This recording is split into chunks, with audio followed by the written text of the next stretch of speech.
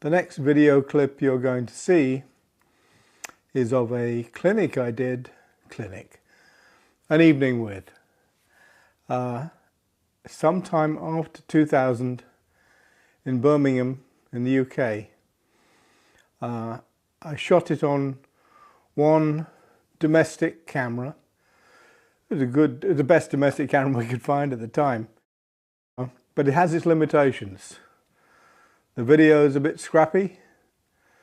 The sound's a bit scrappy. But there are some good moments and some good points in it. I drive my wife Jackie mad. I never throw anything away. And I think this is the camera I shot it on, with those two silly little microphones there. That's all.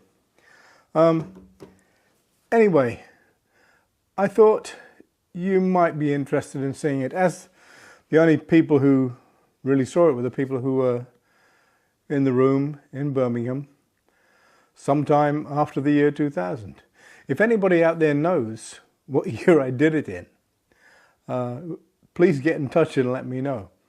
I shared the evening with a wonderful player called Greg Bissonette, who's a dear pal, a fabulous drummer.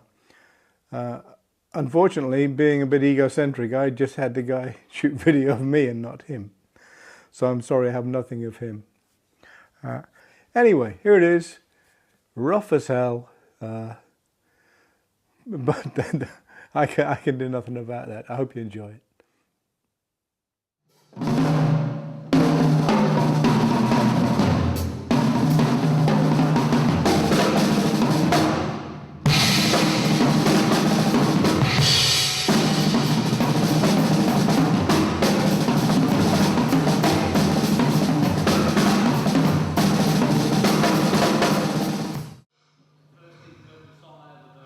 Yeah.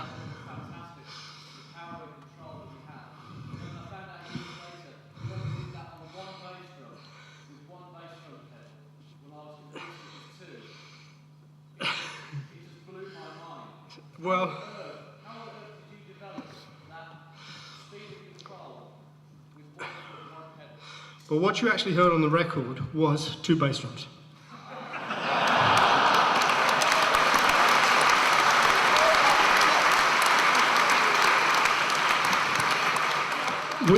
We tried it. I had the idea, I tried to do it on one. And although I could just about get the speed, I couldn't get the impression of power. And it's got to have some thump to it to make it work. And luckily the Who had been recording in the studio the night before, and Kieth Moons' kit was still in the corner. The roadies hadn't taken it. So I just borrowed one of his bass drums, stuck it there, and made life a whole lot easier for myself. And that's how it happened. Yeah, I mean, yeah, that's on the nerve, but sometimes it'll work really smoothly, and sometimes, like tonight, it won't. But the important thing with that lick into Fireball was it sets the song up so well. It's not that it's difficult to play. If there is a clever point to it, it fits the song really well, and it sets it up, and it makes a statement when the track begins, and at that it's very successful. Certainly. Thank you.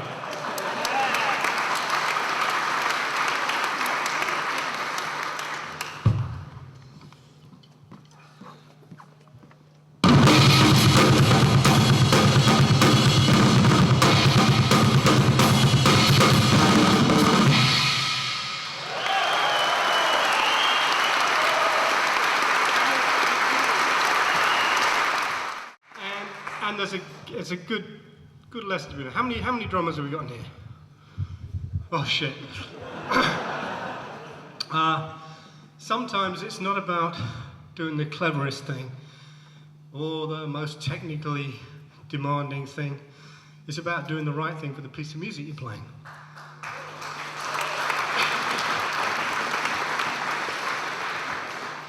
Some of the greatest drummers that we've got on record probably never did a drum solo in their life, but made some of the greatest music. Listen to any Booker T record, booking the MGs, Al Jackson's drumming was superb. Listened to Free with Simon Kirk, sorry. Superb. The Beatles, Ringo, absolutely fantastic. Nobody says everybody's got to be Buddy Rich. You know, the most important thing is that we make the music feel good. And that's about playing the right thing. That's about being a musician. As much as the other musicians joke about it, but that's what it's about. It's about listening to what's going on around and playing exactly the right thing. And for Fireball, that was just about the right thing to set it up. So. You were the person that made me want to play the drums. What single drum that made you want to play the drums? The guy called Gene Krupa. And it came from those really boring Sunday afternoons we had in this country when we only had one TV station. And you'd put these wonderful old Hollywood movies on, and occasionally it'd be a big band sort of biopic. And I just saw this real cool looking guy playing drums. I just thought, I'd like to try and do that. And once I started looking and started listening, I found I wanted to do a little bit more. So then I started making drums out of biscuit tins and knitting needles and stuff, and just making a hell of a row, but it got it going, you know.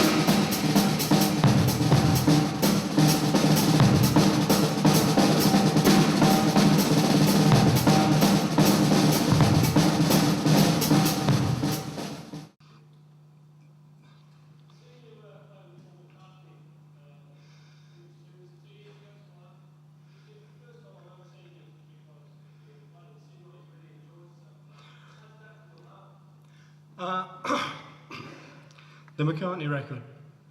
I was in my kitchen having a cup of tea and the phone went, and it was a chap from Paul's office. Said, Paul's going to make a rock and roll record and he's putting a band together. Would you like to do it? So I went, well, I don't know.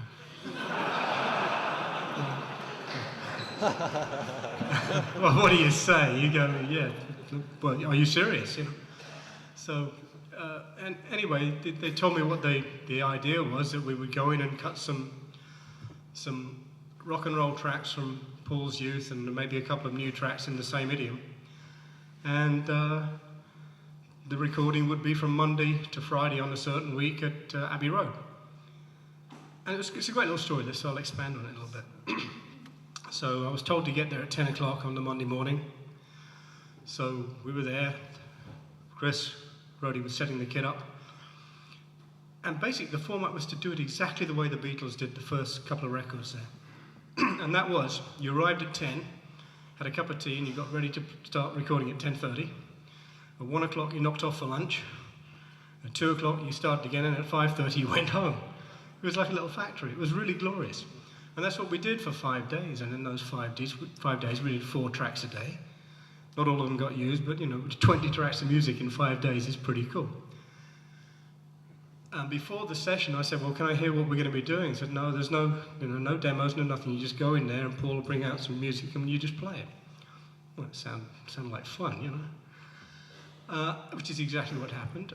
And then all the instruments were set up in exactly the same places as the Beatles stuff would have been set.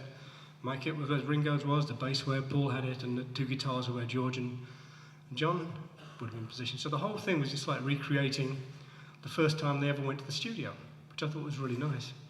Then about 10:15, the back door comes, because Paul comes in through the back door. Yeah, everybody's waiting for him at the front, but he has an arrangement. He comes in through the back door. So he sneaks in and says hello. I never met him before, and he was very nice. And after the tea was finished, you've got a big bunch of paper, and he pulls one out. But let's try this one. 2 minutes, we have a basic arrangement. Then I realised next to the bass rig, there's a vocal mic.